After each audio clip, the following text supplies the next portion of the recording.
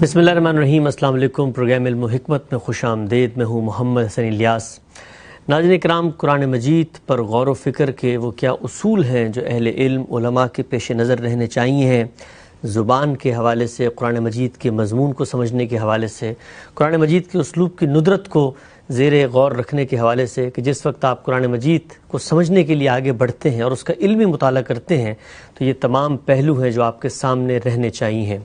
غامدی صاحب نے اپنی کتاب میزان میں قرآن مجید پر غور و فکر کے اس کے بعد کیا اصول بیان کیے ہیں، یعنی دین پر غور و فکر کرتے ہوئے جس وقت ہم قرآن کا مطالعہ کرتے ہیں تو قرآن کی وہ کیا حیثیت ہے جس کو خود قرآن مجید بیان کرتا ہے، اور وہ کیا مسائل ہیں اگر اس حیثیت کو تسلیم نہ کیا جائے تو پیدا ہو جاتے ہیں۔ یہ ساری الجھنیں لے کر ایک دفعہ پھر ہم حاضر خدمت ہیں۔ حضرت سابق ہمارے ساتھ تشریف فرما ہے جناب جاوید احمد غامدی صاحب۔ السلام علیکم غامدی صاحب۔ وعلیکم السلام۔ ہم سب سے پہلے بہت شکریہ آپ کے وقت کا۔ بڑی تفصیلی ہم نے بحث کی قرآن مجید کے موضوع کے حوالے سے، قرآن کے اسلوب کی جو ایک ندرت ہے اس کو سمجھنے کے حوالے سے، قرآن مجید کی زبان کے کیا مسائل ہیں ان کو آپ نے بتایا تھا۔ آگے بڑھتے ہیں، یہ جو آپ نے ایک پورا اصول بیان کیا فہم قرآن کے ضمن میں، وہ یہ ہے کہ قرآن کی حیثیت کو سمجھنا چاہیے، وہ میزان ہے، فرقان ہے۔ مجھے بتائیے گا کہ ہم جب بھی دین کا کوئی بھی لٹریچر پڑھتے ہیں سب جگہ پر یہ بحث کی جا رہی ہوتی ہے کہ قرآن سب سے پہلے ہے، اس کے بعد جو دین کے دیگر سورسز ہیں۔ مجھے بتائیے گا کہ آپ کو یہ بحث کرنے کی یا یہاں پر اس اصول کو واضح کرنے کی ضرورت کیوں پیش آئی؟ پوری امت ہی قرآن مجید کو ہمیشہ سے حکم، میزان، برہان مانتی رہی ہے۔ پہلے تو یہ اصولی بات سمجھ لیجئے کہ اللہ تعالیٰ کی اپنے پیغمبروں کو بھیجنے اور اپنی کتابوں کو نازل کرنے کے لیے اسکیم کیا ہے۔ جی، یہ اللہ تعالیٰ نے قرآن مجید میں بڑی وضاحت کے ساتھ بیان کر دی ہے۔ 2-3 مقامات پر یہ چیز موضوع بنی ہے کہ آخر نبیوں کو بھیجنے کی ضرورت کیوں پیش آ گئی۔ ٹھیک۔ چنانچہ یہ بتایا ہے کہ کان الناس امۃ واحدہ، یعنی اللہ تعالیٰ نے انسانیت کی ابتدا کی تو ایسا نہیں ہے کہ انسانیت بینائی نہیں رکھتی تھی، اس کے پاس ہدایت نہیں تھی، اس کے پاس روشنی رہی تھی۔ بعد کے زمانوں میں کہیں ضرورت پڑی کہ ان کو آسمان سے رہنمائی فراہم کی جائے۔ اللہ تعالیٰ نے پہلے انسان ہی کو قرآن مجید کی روح سے پیغمبر بنایا، یعنی ایک طرف وہ انسان تھے، بشریت کے تمام خصائص کے حامل تھے، دوسری جانب اللہ تعالیٰ نے ان کو وحی سے نوازا۔ درست۔ ہم اس سے پہلے فطرت پر گفتگو کرتے ہوئے یہ واضح کر چکے ہیں کہ جو ہدایت اللہ تعالیٰ نے اندر دی ہے، انسان کے اندر الہام کر دی ہے، اس کو ودیت کر دی ہے، وہ تو آدم علیہ السلام انسان کی حیثیت سے لے کر ہی آئے تھے۔ ٹھیک۔ لیکن وہ ہدایت چونکہ اجمالی ہے، اس کو تفصیل کی ضرورت ہوتی ہے، تعیین کی ضرورت ہوتی ہے، اس میں غلطیوں کے امکانات ہوتے ہیں۔ راستہ درست رہے، سیدھا رہے، صراط مستقیم پر آپ اپنے باطن کو پڑھ سکیں، یہ چونکہ ناگزیر ضرورت ہے تو پہلے دن سے یہ اہتمام کیا گیا کہ ان پر وحی نازل کی گئی، انہیں پیغمبر بنایا گیا۔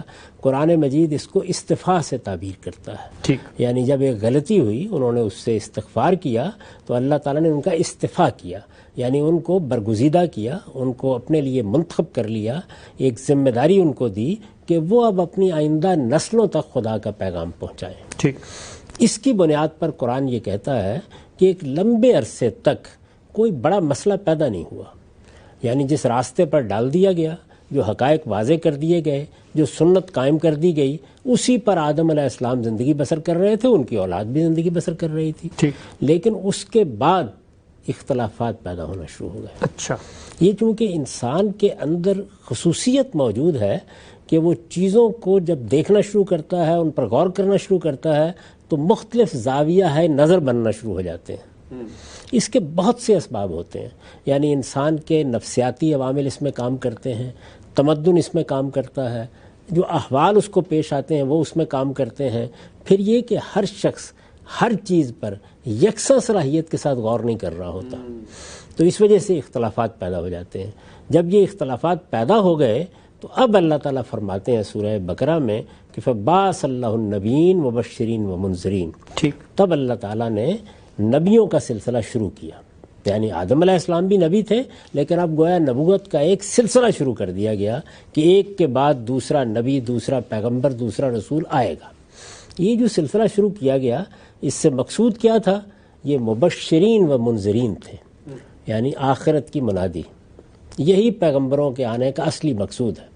لوگوں کو بتایا جائے کہ یہ دنیا عارضی دنیا ہے, تم یہاں ایک محدود وقت کے لیے بھیجے گئے ہو, موت پر یہ دنیا ختم نہیں ہو جائے گی, اس کے بعد تمہاری اصل زندگی کی ابتدا ہوگی, اس اصل زندگی کے لیے تیاری کرو.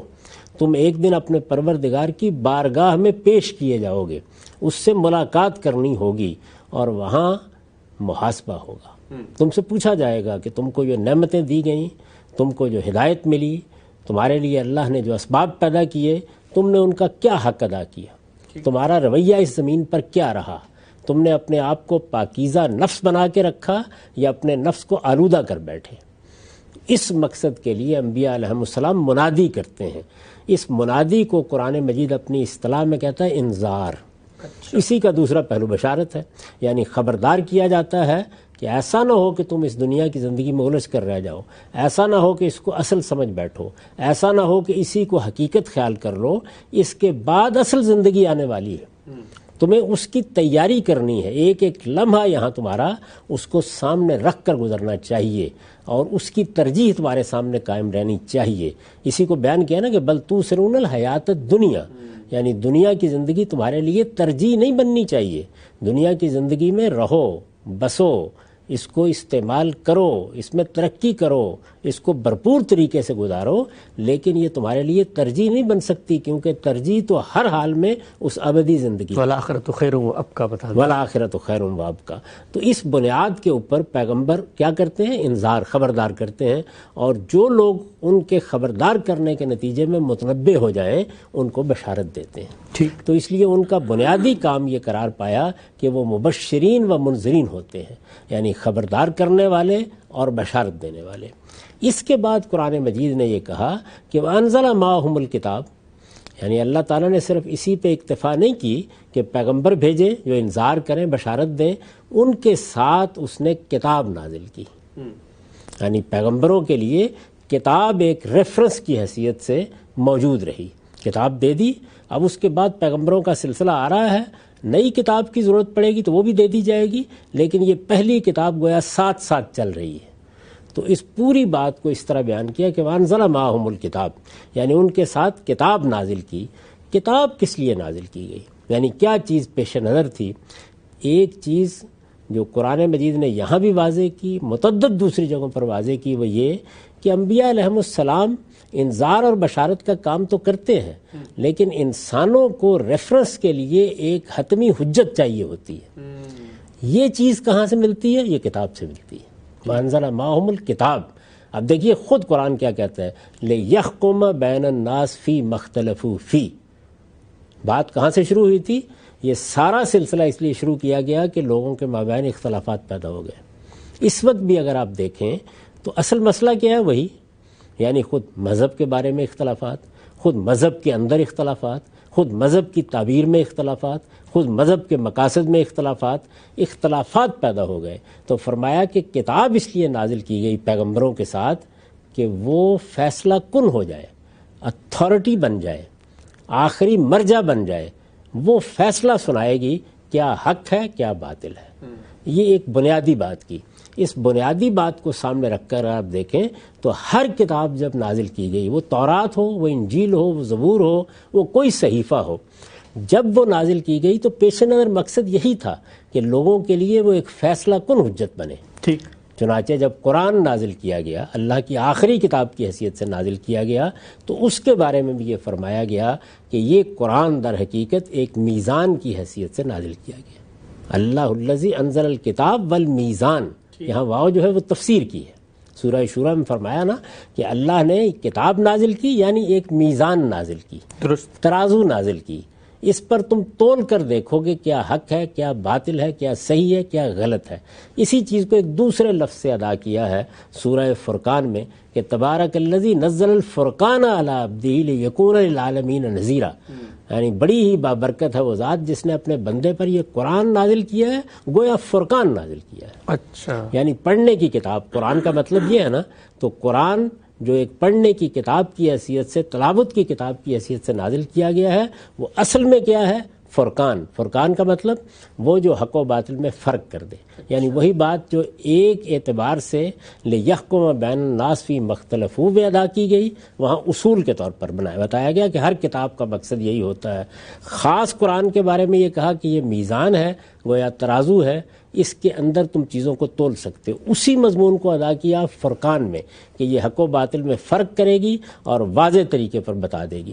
اب ایک اور سوال پیدا ہوا، وہ سوال یہ تھا کہ اس سے پیچھے جو کتابیں ہیں وہ بھی تو آخر لوگ روایت کر رہے ہیں، موجود ہیں کسی نہ کسی حیثیت سے، چلیے ترجمہ ہی صحیح، تو اس کتاب کا یہ جو آخری کتاب ہے اس کا ان کتابوں سے کیا تعلق ہے؟ تو اس کو سورہ مائدہ میں واضح کیا اور ایک تیسرا لفظ استعمال کیا کہ یہ مہیمن علیہ ہے، یعنی جو کتاب کا سلسلہ اس سے پہلے رہا ہے، جو کتابیں نازل کی گئی ہیں، یہ ان پر مہیمن ہے، نگران ہے، گویا اس کی حیثیت ان کتابوں کے معاملے میں بھی یہی ہے۔ ٹھیک، تو اب یہ چیزیں جب قرآن مجید نے اپنے بارے میں واضح کر دیں اور بغیر کسی ابہام سے واضح کر دیں، تو یہ ضروری ہوا کہ قرآن کی یہ حیثیت نہ صرف یہ کہ ہمارے عمل میں ہو، ہمارے علم میں بھی اس کی یہی حیثیت ہو۔ یہ بات تو ہر آدمی بیان کر دیتا ہے کہ پہلے قرآن کو دیکھیں گے، قرآن اللہ کی کتاب ہے، لیکن کیا فی الواقع ہم اپنے علم میں، اپنے عمل میں، اپنے فیصلوں میں، اپنے آراء میں، اپنے تصورات میں، خواہ وہ علم کلام کا مسئلہ ہو، فقہ کا مسئلہ ہو، حدیث کا مسئلہ ہو، قرآن کو یہی حیثیت دیتے ہیں؟ آپ جب تفصیل میں جائیں گے تو معلوم ہوگا کہ نہیں دیتے۔ اچھا، تو اس لیے یہ مجھے پورا باب لکھنا پڑا ہے کہ قرآن کی اس حیثیت کو بحال ہونا چاہیے، قرآن کی یہ حیثیت قائم ہونی چاہیے، قرآن مجید کو اس اعتبار سے لوگوں کے سامنے آنا چاہیے کہ وہ ایک فیصلہ کن اتھارٹی ہے، وہ بتائے گا کسی روایت کو کیا حیثیت دینی ہے، وہ بتائے گا کسی تاریخی واقعے کو کیا حیثیت دینی ہے، وہ بتائے گا کسی فقہی رائے کو کیا حیثیت دینی ہے، وہ بتائے گا کہ تمہارے اپنے تصورات کا کیا مقام ہے۔ تو مذہب کے معاملے میں اب قیامت تک کے لیے یہ کتاب ترازو ہے، یہ کتاب فرقان ہے، اور یہ پچھلے سارے لٹریچر کے اوپر بھی مہیمن ہے، اور اپنے بعد میں آنے والی ہر چیز کے بارے میں بھی یہی فیصلہ کرے گی۔ ٹھیک ہے، ہم سے بڑی تفصیل سے آپ نے بتایا کہ میزان، فرقان اور مہیمن کی جو اصطلاحات خود قرآن مجید نے اپنی حیثیت کی تعین میں استعمال کی، ان سے مراد کیا ہے۔ ایک سوال یہاں پہ پیدا ہوتا ہے، آپ چونکہ ہر نشست میں، ہر گفتگو میں قرآن مجید کو اپنی توجہات، دین کے معاملے میں اختلافات کے فیصلے کے لیے محور و مرکز بنانے کی ضرورت پر زور دیتے ہیں، اور یہ خود قرآن مجید سے بتاتے ہیں کہ اس نے خود اپنا یہ مقام متعین کیا ہے۔ اس پر کہا ہی جاتا ہے بالعموم کہ یہ تصور کہ قرآن کو سامنے رکھنا چاہیے، ہماری جتنی مذہبی روایت ہے، ایک امت کی علمی تاریخ ہے، اس وقت دینی مدارس کا ایک سلسلہ ہے، ان کے نصابات ہیں، وہاں پر بھی قرآن پڑھایا جاتا ہے، پورا قرآن لوگ پڑھتے ہیں، تفاسیر پڑھتے ہیں، لیکن کہا جاتا ہے کہ جس وقت قرآن کے بارے میں بہت زور اور اصرار سے بات کی جا رہی ہوتی ہے کہ قرآن کو مقام دو، تو اصل میں وہ قرآن کو مقام نہیں، بلکہ جو کچھ امت کا ایک فہم، امت کی ایک اجتماعی بصیرت، امت کا ایک کلیکٹیو وزڈم بن چکا ہے، اس کی تردید مقصود ہوتی ہے قرآن کا نام لے کر۔ میرا سوال آپ سے یہ ہے، سننے والوں کے ذہن میں بھی یہ پیدا ہوتا ہوگا کہ جب آپ کہتے ہیں کہ قرآن کو یہ مقام دو، تو اس میں کیا آپ اپنا کوئی نقطہ نظر، اپنا کوئی فہم، اپنا کوئی جو تصور ہے اس کو قرآن سے ثابت کر رہے ہوتے ہیں، یا کسی چیز کی تردید کر رہے ہوتے ہیں خارج میں، یا یہ آپ بالکل انڈیپینڈنٹ ہو کے قرآن کی بالادستی کی بات کر رہے ہوتے ہیں؟ میرے مدرسہ فکر میں تو اگر آپ قرآن میں اپنا کوئی تصور لے کے جا رہے ہیں، اپنی کوئی رائے لے کے جا رہی ہیں، اپنی کوئی ترجیح اس کے سامنے رکھ رہے ہیں، تو بس لعنت ہی ہونی چاہیے اس طرح کے شخص کے اوپر، اللہ کی بھی، اللہ کے فرشتوں کی بھی، اور سارے انسانوں کی بھی۔ اس لیے کہ قرآن مجید تو اللہ کی رحمت ہے انسانیت کے لیے، تو یہ رحمت آپ کو کس صورت میں حاصل ہوگی؟ یہ اسی صورت میں حاصل ہوگی کہ آپ بالکل خالی ذہن ہو کے قرآن کے سامنے جائیں، آپ کا وجود اس کے سامنے سرنگوں ہو جائے، آپ کا اندر، آپ کا باہر، آپ کا ظاہر، آپ کا باطن سب قرآن مجید کی بالادستی کو قبول کرے، آپ اس کے لفظوں کے سامنے جھک جائیں۔ جب آپ کے سامنے اس کی کوئی بات آ جائے تو آپ بے تکلف یہ کہہ اٹھیں کہ پروردگار یہ تیری بات ہے، یہ غلط نہیں ہو سکتی۔ تو اس لیے قرآن مجید کی اس حیثیت کو سامنے رکھنا ہی مدرسہ فراہی کا سب سے بڑا امتیاز ہے۔ اچھا، ہم سب یہ بتائیے گا کہ یہ جو جس طرح میں نے ایک سوال آپ سے کیا ابھی کہ ہمارے ہاں جو امت کی ایک علمی روایت ہے اس میں قرآن مجید کی 20 تفاسیر لکھی گئی، لوگ قرآن مجید پر کام کر رہے ہیں، اس وقت بھی جو دین کے علماء پیدا ہوتے ہیں وہ قرآن کو شروع سے لے کر آخر تک پڑھتے ہیں۔ مجھے ذرا بتائیے گا کہ وہ مسئلہ کہاں پیدا ہوتا ہے کہ جہاں قرآن مجید اپنی یہ حیثیت بحال یا برقرار نہیں رکھ سکتا، اور آپ جیسے لوگوں کو پھر بہت اصرار سے اس اصول کو بھی تفصیل سے وضع کر کے خود قرآن کے شواہد و قرائن سے بیان کرنا پڑتا ہے؟ اس کا ایک پہلو تو علمی ہے، اس پر ہم آگے گفتگو کریں گے، لیکن اس کا ایک عملی پہلو ہے، اس کو آپ دیکھیں. کیا فی الواقع ہم مسلمان ہیں، اللہ کی کتاب پر ایمان رکھتے ہیں؟ کروڑوں کی تعداد میں، بلکہ اس وقت کہا جاتا ہے کہ 1.5 ارب سے زیادہ ہے. کیا ہماری زندگی میں قرآن کو یہ حیثیت حاصل ہے؟ قرآن کی تلاوت کی جاتی ہے، مرنے والوں کو بخشوانے کے لیے بھی قرآن پڑھا جاتا ہے، ایصال ثواب کے لیے بھی قرآن پڑھا جاتا ہے، مجالس کی ابتدا بھی قرآن کی تلاوت سے ہوتی ہے. لیکن کیا فی الواقع ہم اپنی زندگی میں قرآن کو یہی حیثیت دیتے ہیں کہ ہم اس کتاب کے ماننے والے ہیں تو جب کوئی مسئلہ پیش آئے گا سب سے پہلے اس کتاب کو کھولیں گے؟ کیا ہم میں سے ہر شخص یہ جدوجہد کرتا ہے کہ وہ ایک مرتبہ اپنے پروردگار کی اس کتاب کا شروع سے آخر تک مطالعہ کرے، اس کو ابتدا سے آخر تک پڑھے، اس میں اگر کوئی مشکل پیش آئے تو اس کو حل کر لے؟ میں کئی مرتبہ توجہ دلا چکا ہوں کہ اس کے جواب میں آپ یہ نہیں کہہ سکتے کہ یہ تو علماء کا کام ہے. قرآن مجید کو علماء کی سطح پر سمجھنے کا ایک اور پہلو ہے، لیکن یہ قرآن مجید اس لحاظ سے ایک معجزہ ہے کہ یہ علماء کے لیے دنیا کی مشکل ترین کتاب ہے تو یہ عام آدمی کے لیے دنیا کی آسان ترین کتاب ہے.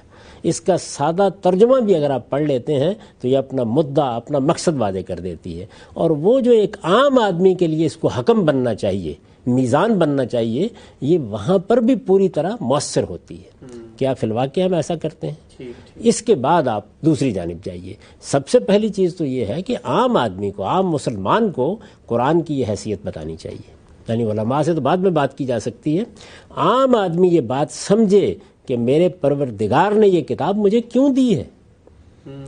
یعنی میں فلسفہ پڑھتا ہوں، میں دنیا کے افکار سنتا ہوں، میں مختلف مفکرین کی باتیں سنتا ہوں، میں سائنس کا مطالعہ کرتا ہوں، میں اپنے لیے بہت سے ہنر سیکھتا ہوں، ان سب کی اپنی جگہ افادیت ہے. لیکن اگر میرا کوئی مذہبی وجود ہے، ایک تو یہ ہے نا کہ آپ اس سے دستبردار ہو گئے. جب آپ کہتے ہیں میں مسلمان ہوں تو اس کا مطلب یہ ہے کہ آپ ہنرمند ہیں، آپ کسی چیز کے استاد ہیں، آپ کسی چیز کے ماہر ہیں، آپ کاروباری ہیں، آپ کوئی خدمت انجام دے رہے ہیں. وہ ساری چیزیں اپنی جگہ اہمیت رکھتی ہیں، لیکن آپ کے وجود کا ایک بہت بڑا پہلو کیا ہے، بلکہ بنیادی پہلو کیا ہے کہ آپ مسلمان ہیں. جب آپ مسلمان ہیں تو اس کا مطلب یہ ہے کہ آپ ایک دین کے ماننے والے ہیں. وہ دین کیا ہے؟ اسلام. اس کی مستند ترین کتاب کون سی ہے؟ قرآن مجید. تو قرآن مجید کی یہ حیثیت کہ وہ میزان ہے، فرقان ہے، فیصلہ کن ہے. آخر ایک عام مسلمان کو مسائل پیش آئیں گے، رائے قائم کرنی ہوگی. کسی فقیہ سے کوئی بات سنے گا، کسی مولوی صاحب سے سنے گا، کسی پادری سے سنے گا، اپنے گرد و پیش کے لوگوں سے سنے گا، مختلف مفکرین کی آراء دیکھے گا، مذہب کے بارے میں بہت سی چیزیں اس کے سامنے آئیں گی. کیا فی الواقع ایسا ہی ہوتا ہے کہ جب یہ چیزیں ہمارے سامنے آتی ہیں تو ہم اللہ کی کتاب کھولتے ہیں اور اس کے بعد یہ فیصلہ حاصل کرنے کی کوشش کرتے ہیں کہ اس میں کیا لکھا ہوا ہے؟ کیا یہ ہمارا عمومی طریقہ ہے؟ تو اس لیے یہ محض علماء کا مسئلہ نہیں ہے، اس کو بھی دیکھ لیتے ہیں. یہ ہمارے ایک ایک فرد کا مسئلہ ہے. ہم مسلمانوں کا مسئلہ ہے یہ کہ ہمیں اللہ کی کتاب کو یہ حیثیت دینی چاہیے. جیسے یہ بات کی جاتی ہے تو یہ بحث شروع ہو جاتی ہے کہ اچھا پھر اس کی ویسے سادہ تلاوت پہ اجر نہیں ملے گا. کیا اس قرآن مجید کو اگر ہم تلاوت کر کے محض پڑھ لیتے ہیں، نہیں سمجھتے، تو اس کے نتیجے میں ہمیں ایک نفسیاتی تسکین نہیں حاصل ہوتی؟ یہ سب ضمنی چیزیں ہیں. بنیادی بات کیا ہے؟ بنیادی بات یہ ہے کہ یہ ہدی للناس ہے، یہ لوگوں کے لیے ہدایت کی کتاب ہے. یہ کتاب صراط مستقیم کو بتانے کے لیے آئی ہے. اور جیسا کہ میں ابھی عرض کر رہا ہوں، صرف یہی نہیں کہ صراط مستقیم کو بتانے کے لیے آئی ہے، بلکہ اگر کسی جگہ راستے کو تلاش کرنے میں کوئی پگڈنڈی پیش آ گئی ہے، کہیں دوراہا پیش آ گیا ہے، کہیں آپ کراس روڈز پر چلے گئے ہیں، تو اس کتاب نے فیصلہ کرنا ہے کہ آپ نے کدھر جانا ہے. ٹھیک. تو اگر یہ حیثیت اس کتاب کی میری زندگی میں نہیں ہے، آپ کی زندگی میں نہیں ہے، ایک کاروباری آدمی کی زندگی میں نہیں ہے، ایک حکمران کی زندگی میں نہیں ہے، سیاسی رہنما کی زندگی میں نہیں ہے، تو پھر اس کتاب کی حیثیت ہے کیا اصل میں؟ پھر تو یہ ہے کہ آپ نے تلاوت کر کے کچھ تسکین حاصل کر لی، کچھ آنکھیں نم ہو گئیں، کچھ خیال کر لیا کہ میں اللہ کی کتاب پڑھ رہا ہوں، یا زیادہ سے زیادہ یہ سمجھ لیا کہ مجھے کچھ اجر اور ثواب مل جائے گا. اور اس سے آگے بھی بڑے ادنا مقاصد ہیں جن کے لیے یہ کتاب روز پڑھی جاتی ہے. ٹھیک. تو اس حیثیت کو پہلے بحال ہونا چاہیے نا. یہ حیثیت میری زندگی میں بحال ہے، یہ آپ کی زندگی میں بحال ہے. اس کے بعد میں قرآن مجید کی کسی موقع کے اوپر سادہ تلاوت کر لیتا ہوں، وہ بھی میرے لیے باعث تسکین بنتی ہے. اس میں بھی بڑا روحانی پہلو ہے. اس کے الفاظ کی بلاغت، اس کا حسن، اس کی موسیقی، وہ بھی میرے کانوں میں رس گھولے گا اور میرے دل کو اپنے تاثر سے مغلوب کرے گا.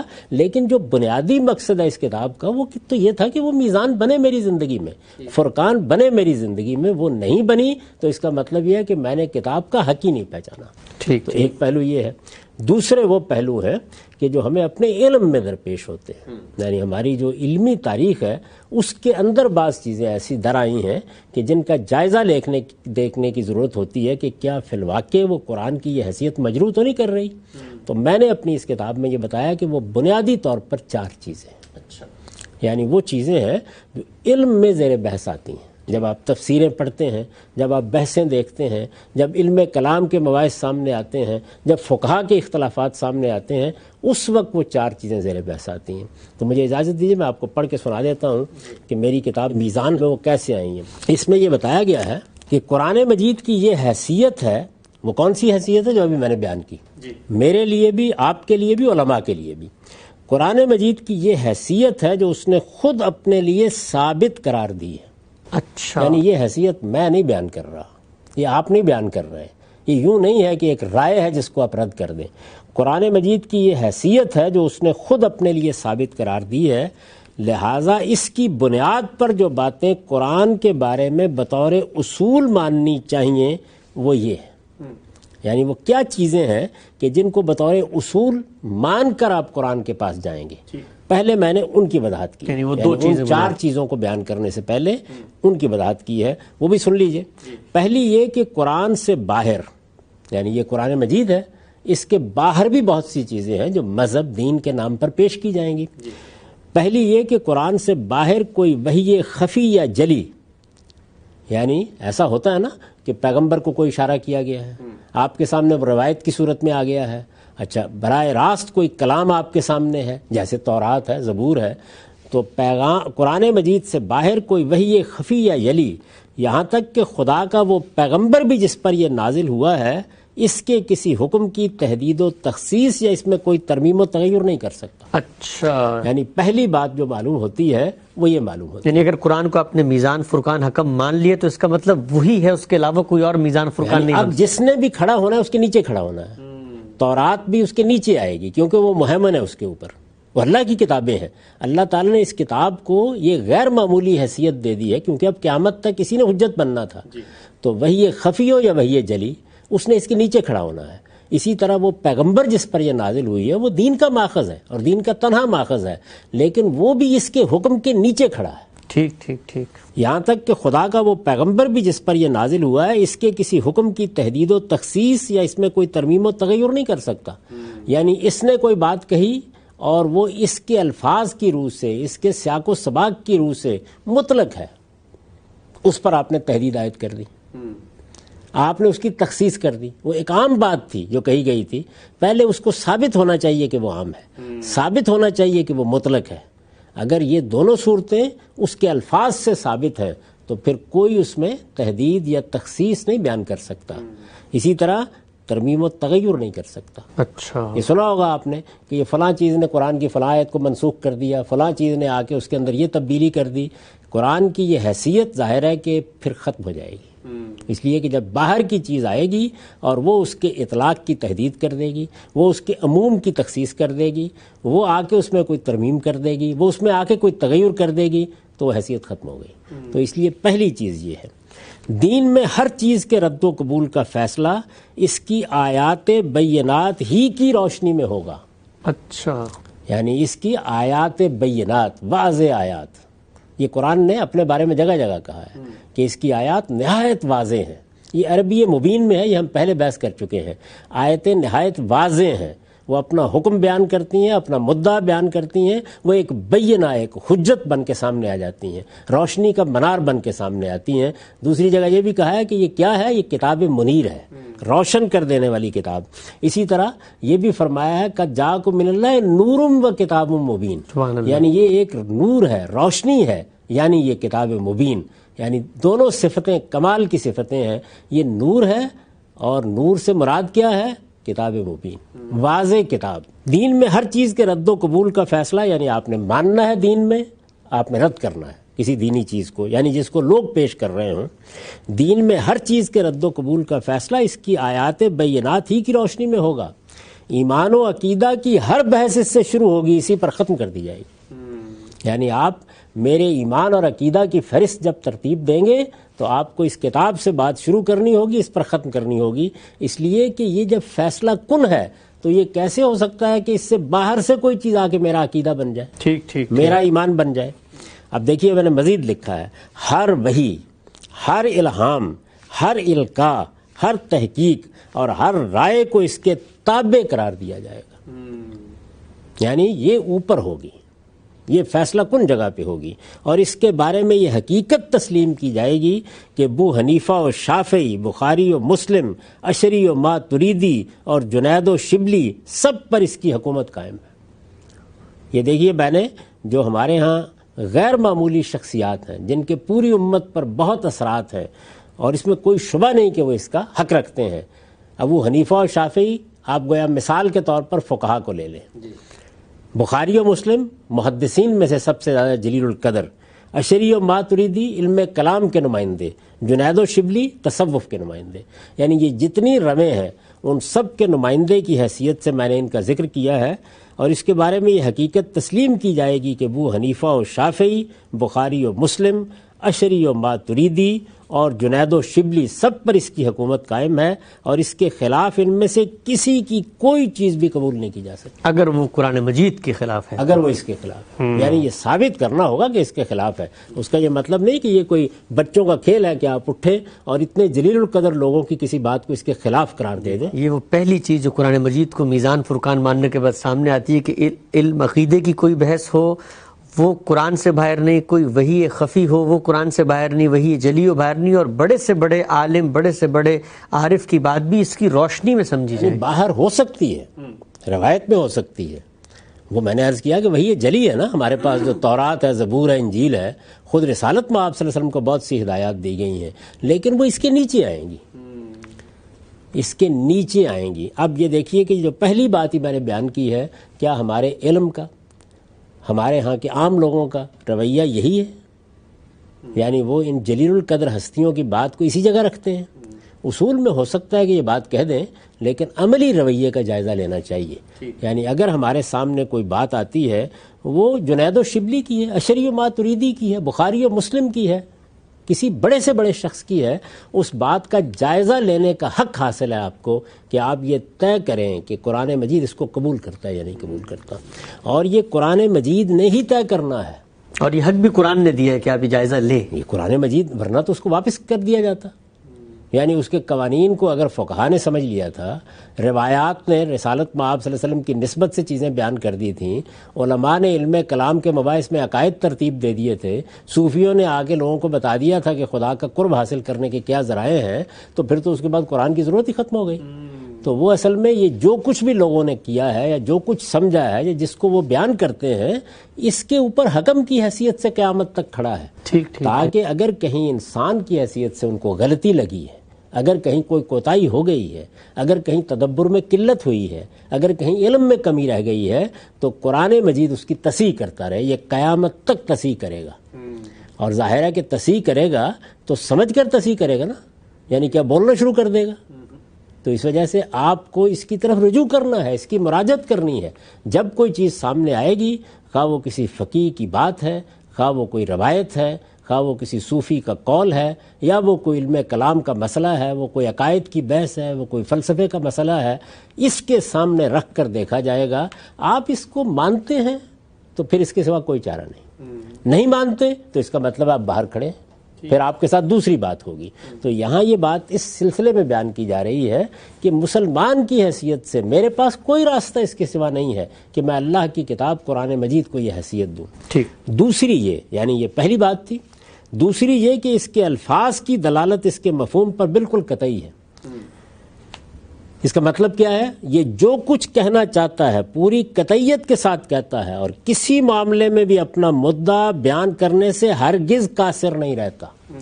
یعنی یہ نہیں ہے کہ اللہ تعالیٰ نے اس کتاب کو حکم بنا کے نازل کیا، اس کو میزان قرار دیا، اس کو فرقان قرار دیا، اور اس کے بعد وہ ساری چیزیں اس میں پیدا ہو گئیں جو کسی معاملے کو مبہم کر دیتی ہیں. ٹھیک. یعنی اللہ تعالیٰ کی کتاب ہے، چنانچہ اس میں جو بات کہی گئی ہے، جن الفاظ میں کہی گئی ہے، اس میں ادنا درجے کا کوئی نقص باقی نہیں رہ گیا، وہ پہنچ گئی ہے. یہ اگر مجھ تک نہیں پہنچی، آپ تک نہیں پہنچی، میں سمجھنے میں غلطی کر رہا ہوں تو میری طرف کوتاہی ہے.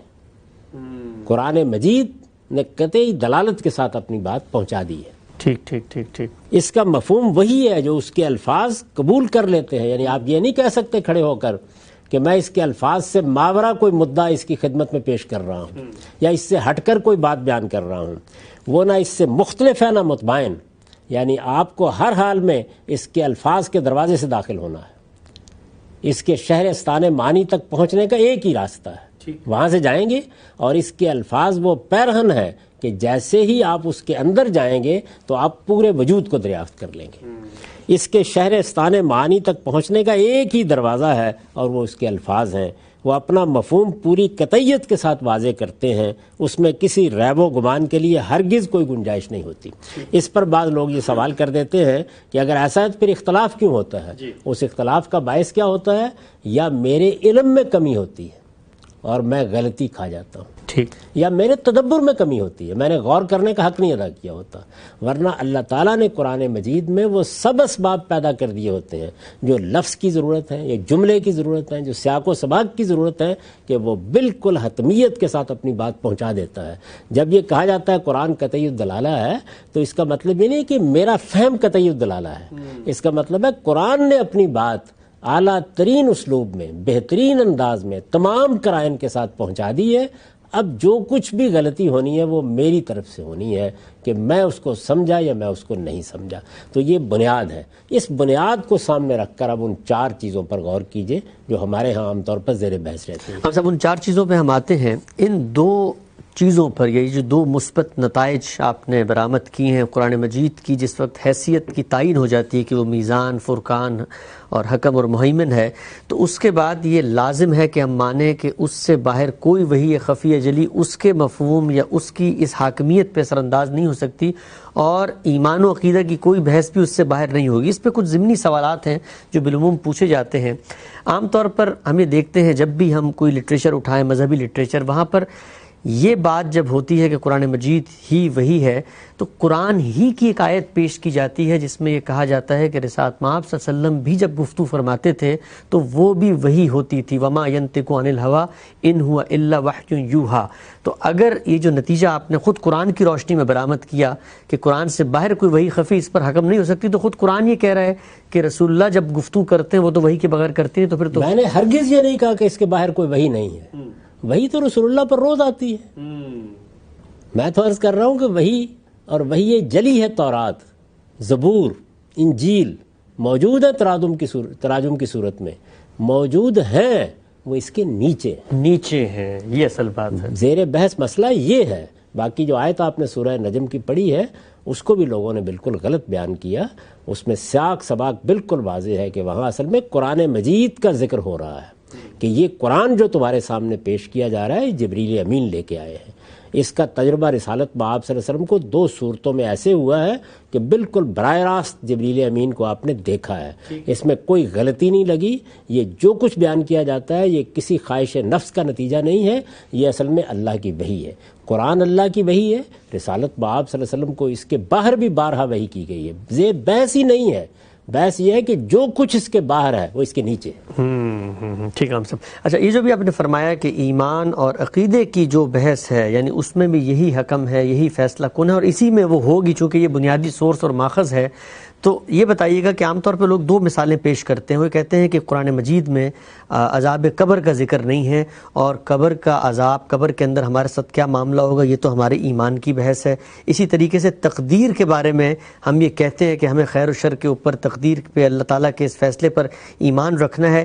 یہ بحث بھی ہمیں قرآن سے باہر حدیثوں میں ملتی ہے. تو عذاب قبر اور تقدیر کا مسئلہ، کیا یہ ایمان عقیدے کی بحث ہے لیکن قرآن اس سے خالی نظر آتا ہے؟ میرے بھائی یہ کیا ایسی دسیوں چیزیں قرآن مجید ہی میں بیان ہوئی ہیں؟ کہاں نہیں ہے یہ بحث؟ اچھا، یعنی قرآن مجید نے ہمیں بتایا ہے کہ فرعون کے ساتھ اللہ تعالیٰ یہ معاملہ کر رہے ہیں اور قیامت تک کریں گے کہ جہاں ان کو رکھا گیا ہے وہاں صبح و شام ان کا ٹھکانہ ان کو دکھایا جاتا ہے. اچھا، یعنی قرآن میں ہے؟ قرآن میں ہے، تو قرآن مجید نے یہ بتایا ہے. اسی طریقے سے اس کے مقابل کو دیکھیے، یہ قرآن نے بتایا ہے کہ یہ تو اللہ کی راہ میں لوگ جان دے دیتے ہیں، ان کے بارے میں یہ خیال نہ کرو کہ وہ مر کے مٹی میں مل گئے. نہیں، اس وقت بھی یعنی قیامت سے پہلے بھی وہ اپنی قبروں میں جہاں کہیں ان کو رکھا گیا ہے. اصل میں یہاں قبر کا لفظ غلط فہمی پیدا کرتا ہے. قبر ایک استعارہ یا ایک گویا یوں سمجھ لیجئے کہ تعبیر ہے، چونکہ ہم قبر میں دفن کرتے ہیں تو اختیار کر لیجئے جہاں اللہ نے رکھا ہے ان کو، تو ان کو اللہ تعالیٰ اپنی نعمتوں سے نواز رہا ہے. وہ ایک نوعیت کی زندگی کے ساتھ زندگی بسر کر رہے ہیں، اور اس کو کہا ہے کہ بل حیاؤم ولکن لا تشعرون. تو مثبت پہلو سے بھی قرآن نے بیان کر دیا، منفی پہلو سے بھی قرآن نے بیان کر دیا. قرآن مجید وہ 4 کارنرز متعین کرے گا، تفصیلات ہوں گی. اگر کوئی چیز قرآن مجید میں بیان نہیں ہوئی تو قرآن مجید کے کیا خلاف ہے؟ یہ ضروری نہیں ہے. بہت سی تفصیلات ہیں جو دوسرے پیغمبروں کے ذریعے سے ہمیں ملی ہیں، رسالت مآب صلی اللہ علیہ وسلم کے ذریعے سے ملی ہیں، لیکن وہ قرآن مجید کے خلاف نہیں ہونی چاہیے. قرآن کو ان کے اوپر حکم بن کے رہنا چاہیے. ٹھیک ہے ہم صاحب. تو دوسرا مسئلہ بتائیے کہ جو تقدیر کے بارے میں کہا جاتا ہے، یہ تفصیلات بھی ہمیں روایتوں میں ملتی ہیں؟ پورا قرآن مجید بھرا پڑا ہے. کہاں تفصیلات آپ کو ملتی ہیں روایتوں میں؟ قرآن مجید بتاتا ہے کہ تمہارے اوپر آنے والے احوال کی نوعیت کیا ہے، خیر و شر کے کیا معاملات ہوتے ہیں، جو مصیبت تمہیں آتی ہے وہ تمہارے اندر سے کس طرح آتی ہے، اور خدا کا اذن کیسے ملتا ہے. یہ سارے مباحث قرآن مجید میں موجود ہیں. روایتوں کے اندر ان کی تفصیل کسی موقع پر کی گئی یا کوئی اطلاقی مسئلہ زیر بحث ہے. قرآن مجید وہ بنیاد فراہم کرتا ہے جس کو سامنے رکھ کر رسالت مآب صلی اللہ علیہ وسلم کسی چیز کی وضاحت کرتے ہیں. یہ جو کچھ ہمیں روایتوں میں ملتا ہے اس پر ہم بڑی تفصیلی گفتگو اس سے پہلے کر چکے ہیں کہ ان کا ریلیشن قرآن مجید کے ساتھ توضیح کا ہوتا ہے، تبیین کا ہوتا ہے، بیان کا ہوتا ہے، کسی چیز کی شرح کا ہوتا ہے. وہ قرآن مجید کے مقابل میں کوئی چیز پیش نہیں کرتی. ٹھیک ہے ہم سب آگے بڑھتے ہیں. یہ جو بھی آپ نے بات فرمائی کہ قرآن مجید کی جب آپ بھی کہتے ہیں کہ اس کے الفاظ کی دلالت اس کے معنی پر قطعی ہے، تو اس کے بعد ایک بہت بنیادی سوال جو بھی قرآن مجید کو پڑھنے کی طرف آگے بڑھے گا وہ یہ پوچھے گا کہ اگر قرآن مجید کے الفاظ ہی فیصلہ کن ہیں جن کی روشنی میں ہم نے اپنے اختلافات کا فیصلہ کرنا ہے، تو پھر اس کی کیا وجہ ہے کہ قرآن مجید کی متعدد مختلف قراتیں ہیں، قرآن مجید کو لوگ مختلف انداز میں پڑھ رہے ہیں، اس میں لفظ بھی کبھی کبھی فرق پڑ جاتا ہے، اور لفظ کے بدلنے سے یا جملے میں اس کے مقام کے بدلنے سے جو معنی ہے، مفہوم ہے، اس پر بھی اثر پڑتا ہے. تو ایک بہت بنیادی سوال اس اصول کی روشنی میں جو نتیجہ آپ نے اخذ کیا وہ پیدا ہوتا ہے کہ پھر قرآن مجید کو یہ پڑھنے میں جو الفاظ کا تغیر ہے یہ پھر کیسے پیدا ہوگا؟ یہی میں ابھی پیش کرنے والا تھا آپ کے سامنے. اس میں چاروں چیزوں کو پہلے رکھ لیجئے کیونکہ ان میں سے ایک ایک چیز تفصیلی بحث کا تقاضا کرتی ہے. تو چاروں چیزوں کو پہلے رکھ لیجئے جو قرآن مجید پر اثر انداز ہوئی ہیں، ہمارے تصورات میں اثر انداز ہوئی ہیں، ہمارے مذہبی عقائد میں اثر انداز ہوئی ہیں، ہمارے ہاں جو علم کی روایت ہے اس میں اثر انداز ہوئی ہیں. یہی میں نے آگے بیان بھی کیا ہے. یہ دونوں باتیں بیان کرنے کے بعد میں نے لکھا ہے کہ یہ دونوں باتیں قرآن کے میزان اور فرقان ہونے کا لازمی تقاضا ہے. وہ دونوں باتیں یعنی اس کو برتری حاصل ہوگی اور اس کے الفاظ کی دلالت اپنے مفہوم پر قطعی ہوگی. جی اللہ نے اپنی بات پہنچا دی ہے، اب صرف ہمیں جد و جہد کرنی ہے کہ ہم اس مفہوم تک، اس مدعا تک پہنچ جائیں. یہ دونوں باتیں قرآن کے میزان اور فرقان ہونے کا لازمی تقاضا ہیں. ان کے بارے میں دو رائے نہیں ہو سکتی. تاہم چند سوالات ایسے ہیں جو بعض لوگوں کے لیے اس معاملے میں باعث تردد ہو سکتے ہیں. وہ سوالات کیا ہیں؟ وہ وہی 4 باتیں ہیں جو میں نے آپ سے عرض کیا تھا اور اس کے پس منظر میں یہ چیز پڑھ کے سنائی.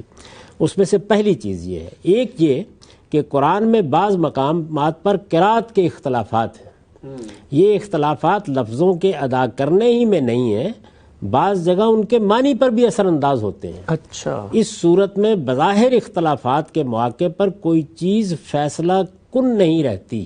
اس کی مثال دی ہے میں نے کہ سورہ مائدہ کی آیت 6 میں ارجلکم مثال کے طور پر اگر نصب و جر دونوں کے ساتھ پڑھا جا سکتا ہے، یعنی ارجلکم بھی پڑھا جا سکتا ہے، ارجلکم بھی پڑھا جا سکتا ہے، تو قرآن کی بنیاد پر یہ بات پھر پوری قطعیت کے ساتھ کس طرح کہی جا سکتی ہے کہ وضو میں پاؤں لازماً دھوئے جائیں گے، ان پر مسح نہیں کیا جا سکتا. کیا فرق ہوگا اگر ارجلکم پڑھیں گے تو مسح؟ یعنی اگر ارجلکم پڑھیں گے تو پھر زیادہ قرینے قیاس بات یہ ہوگی کہ قرآن پاؤں پر مسح کا حکم دے رہا ہے. اچھا، ارجلکم پڑھیں گے تو پھر ظاہر ہے کہ وہ پیچھے سے متعلق ہو کے آئے گا.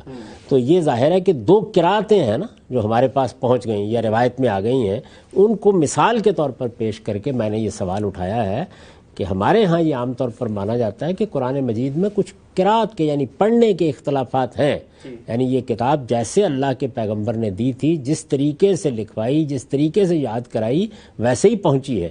اس پر ہم اس سے پہلے بھی بہت گفتگو کر چکے ہیں، لیکن کچھ پڑھنے کے اختلافات ہوئے ہیں۔ اب اس کی نوعیت کیا ہے، اس پر ہم الگ سے بات کریں گے۔ پہلے یہ چاروں چیزیں رکھ لیجئے۔ دوسرے یہ کہ قرآن کا مفہوم ہم جو کچھ بھی سمجھتے ہیں اس کے الفاظ سے اور اس کی جملوں کی ترکیبی سے سمجھتے ہیں۔ ہمارا یہ فہم زبان و بیان سے متعلق جن علوم پر موقوف ہے، یعنی لغت، نحو اور بلاغت، وہ سب ضمنی ہے۔ اس کے بعد پھر یہ بات کس طرح کہی جا سکتی ہے کہ قرآن کے الفاظ کی دلالت اس کے مفہوم پر بالکل قطعی ہے؟ یعنی یہ کہا جاتا ہے کہ یہ دیکھیے، جب ہم قرآن مجید کی تفسیر کر رہے ہیں، شرح کر رہے ہیں، ترجمہ کر رہے ہیں، تو آخر نحو کے مسائل ہوں گے، لغت کے مسائل ہوں گے، یہ سب چیزیں انسانی کام ہے، انہی کے ذریعے سے منتقل ہوئی ہیں، تو ان کی بنیاد پر ہم حتمی طور پر پھر کیسے کہیں گے کہ قرآن کا مفہوم یہی ہے؟ اور تیسرے یہ قرآن میں ایک جگہ یہ بیان کیا گیا ہے کہ اس کی بعض آیتیں محکم ہیں اور بعض متشابہ۔ یہ اکثر سنا ہوگا آپ نے کہ لوگ کہتے ہیں قرآن مجید میں دو طرح کی آیات ہیں، محکم اور متشابہ۔ پھر متشابہات کے بارے میں یہ بات خود قرآن ہی میں بتائی گئی ہے کہ ان کے معنی صرف اللہ تعالیٰ ہی جانتے ہیں۔ یہ چیز بھی قرآن کو قول فیصل نہیں رہنے دیتی۔ ہم اگر محکم اور متشابہ کو الگ الگ نہیں جانتے اور متشابہات کا مفہوم بھی نہیں سمجھ سکتے تو ان آیات میں قرآن کا مدعا پھر کس طرح متعین کر سکتے ہیں، اور اس مدعا کی بنیاد پر اسے کسی دوسری چیز پر حکم کس طرح قرار دے سکتے ہیں؟ یعنی اس کا مفہوم یہ ہے، جو پوری بات بیان کی گئی ہے، یہ علم کی زبان میں بیان کی گئی ہے۔ مطلب یہ ہے کہ اگر قرآن مجید میں کچھ آیتیں محکم ہیں، کچھ آیتیں متشابہ ہیں، اور متشابہ آیات کا مدعا کیا ہے وہ اللہ ہی جانتا ہے، تو پھر ایک حصہ تو ایسا ہو گیا نا جس کے بارے میں ہم حتمی طور پر کچھ کہہ ہی نہیں سکتے۔ اور اگر ایک حصہ بھی ایسا ہے تو پھر قرآن حکم کیسے رہے گا؟ حکم کیسے رہے گا؟ یحکم بین الناس فی مختلفو کیسے ہوگا؟ پھر وہ میزان کیسے ہوگا؟ پھر وہ فرقان کیسے ہوگا؟ اور چوتھی اور آخری بات یہ کہ بعض حدیثوں کے مضمون سے بظاہر قرآن کے منشا میں تغیر ہو جاتا ہے۔ علماء بعض مقامات پر اسے نسخ اور بعض پر تحدید و تخصیص اور تقیید وغیرہ کی اصطلاحات سے تعبیر کرتے ہیں۔ یعنی ایک قرآن کی آیت ہوتی ہے، اس کے مقابل میں کوئی روایت آ جاتی ہے، کوئی حدیث آ جاتی ہے، وہ کہتے ہیں کہ اس حدیث نے اس کو منسوخ کر دیا، اس نے اس پر قید عائد کر دی، اس نے اس پر حد عائد کر دی۔ یہ عام تعبیریں ہیں۔ یہ چیز اگر مان لی جائے تو پھر قرآن کی وہ حیثیت کس طرح تسلیم کی جا سکتی ہے جو اوپر بیان ہوئی ہے؟ یہ سوالات ہیں در حقیقت، وہ 4 سوالات جو علم کی دنیا میں پیدا ہوئے ہیں۔ میں پھر ایک مرتبہ عرض کر دوں کہ ایک پہلو ہماری عام زندگی کا ہے۔ عام زندگی میں ہمارے سامنے سب سے اہم سوال یہ ہوگا کہ اللہ کی کتاب کو میں اپنے عمل میں، میں اپنی آراء میں، میں اپنے عقائد میں ایک عام آدمی کی حیثیت سے، یعنی خواہ میں ایک حکمران ہوں، خواہ میں ایک سیاستدان ہوں، خواہ میں ایک کاروباری آدمی ہوں، میں کیا حیثیت دیتا ہوں؟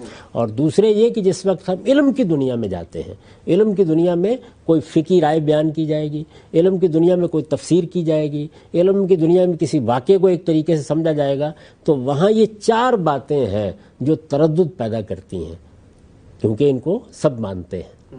جب سب مانتے ہیں ان چیزوں کو تو پھر یہ بتانا چاہیے کہ ان کو مانتے ہوئے یہ جو حیثیت ہم نے بیان کی قرآن مجید کی، یہ قائم کس طرح رہے گی؟ ٹھیک۔ یعنی اگر اس کے پڑھنے میں کوئی اختلاف ہو گیا ہے تو کیسے حتمی طور پر کہیں گے کہ اللہ کا منشا وہ تھا، یا وہ بات صحیح تھی، یا یہ بات صحیح تھی؟ اور اگر دونوں بیک وقت صحیح ہے تو ظاہر ہے کہ دونوں کے مدعا میں اگر فرق واقع ہو رہا ہے تو ایک بات کیسے رہی اللہ تعالیٰ کی؟ اسی طریقے سے یہ بات کہ قرآن مجید اپنے الفاظ کے ذریعے سے جو مدعا بیان کرنا چاہتا ہے وہ بالکل قطعی ہے، یعنی اللہ کے بیان کی حد تک وہ بالکل قطعی ہے۔ یہ میرا فہم ہے جس میں غلطی ہو سکتی ہے۔ اگر یہ بات آپ مانتے ہیں تو ظاہر ہے کہ پھر تو قرآن مجید آپ کے لیے حکم بنے گا، نہیں مانتے فرض کر لیجئے تو پھر کیا نتیجہ نکلے گا؟ پھر تو نہیں، یعنی اگر آپ نے قرآن مجید کی آیت پڑھ بھی لی، آپ نے اس کو ثواب کی نیت سے آنکھوں کو بھی لگا لیا، لیکن جب آپ یہ مانتے ہیں کہ وہ اصل میں اپنی بات قطعیت سے کہہ ہی نہیں رہا، تو ایک ضنی چیز ہو گئی، اپنے مدعا کے لحاظ سے، مفہوم کے لحاظ سے ضنی چیزیں 10 اور دنیا میں موجود ہیں، ان کے درمیان ترجیح کیسے قائم کی جائے؟ اچھا، اسی طریقے سے یہ بات کہ قرآن مجید کے مقابل میں ایک روایت آ گئی، یعنی ایک آپ نے حدیث بیان کی، اگر وہ اس کو منسوخ کر دیتی ہے، اگر وہ اس کے عموم پر کوئی قید عائد کر دیتی ہے، اگر وہ اس کی تحدید کر دیتی ہے، اس میں ترمیم تغیر کر دیتی ہے، تو پھر قرآن مجید کی یہ حیثیت تو نہ رہی. اور اگر اس کی آیتیں ہی دو طرح کی ہیں، کچھ محکم ہیں اور کچھ متشابہ ہیں، اور متشابہ آیات کا علم صرف اللہ کے پاس ہے، تو پھر بھی یہ حیثیت باقی نہیں رہے گی. تو یہ میں نے سوالات اٹھا دیے ہیں، جی ان کے اوپر تفصیلی گفتگو کی ضرورت ہے تاکہ لوگوں پر واضح ہو کہ اس معاملے میں کیا غلطی ہو رہی ہے. اور وہ غلطی اگر واضح ہو جائے گی تو اس کا ایک نتیجہ نکلے گا، اور وہ نتیجہ یہ نکلے گا کہ قرآن کی وہ حیثیت قائم ہوگی، بحال ہوگی جس کے لیے اس کو نازل کیا گیا. خان صاحب، آج بہت ہی خوبصورتی کے ساتھ آپ نے قرآن مجید کو اپنی توجہات کا مرکز اور محور بنانے والے علوم اسلامیہ کے طلبہ ہوں یا مسلمان ہوں، کن چیزوں کو پیش نظر رکھیں. بہت بنیادی بات میزان اور فرقان کی آپ نے بحث کی. ناظرین، ہمارے پروگرام کو یہاں پہ وقت ختم ہوتا ہے. آج ہم نے جانا کہ قرآن کی اس حیثیت کو ماننے کے نتیجے میں وہ کیا دو مثبت نتائج ہیں جو مرتب ہوتے ہیں، اور ان نتائج کی روشنی میں وہ کیا علمی مسائل ہیں کہ جن کا جواب پھر ہمیں دینا ہوگا. وہ 4 علمی مسائل تفصیل کے متقاضی ہیں. انشاءاللہ آئندہ پروگرام میں ہم ایک ایک مسئلے کو بہت تفصیل سے غامدی صاحب سے سمجھیں گے. پروگرام کا یہاں پہ وقت ختم ہوتا ہے. مجھے اجازت دیجیے. اللہ حافظ.